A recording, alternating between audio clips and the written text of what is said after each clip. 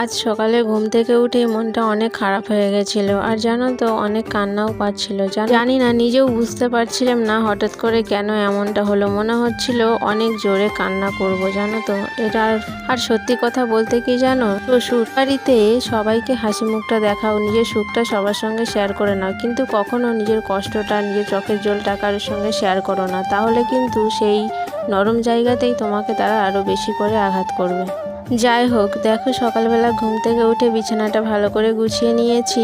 বর রেডি হয়ে চলে গেছে তার ডিউটিতে। তারপরে কিন্তু আমি ঘরের কাজগুলো করছি। ও চলে যাওয়ার আগেই ঘরটা ঝাড় দিয়ে দিই, তো আজকে আর ঘরটা যাওয়ার পরে অনেক পরেই ঝাড় দিচ্ছি।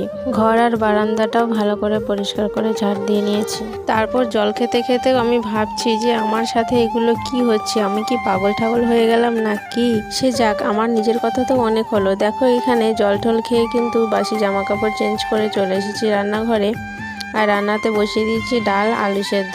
আর এখানে টিফিনের জন্য করেছিলাম আলু ভাজা, ডিম ভাজা দিয়ে, মানে ডিমের সঙ্গে একসঙ্গে আলু ভাজা করেছিলাম, আর লুচি করেছিলাম।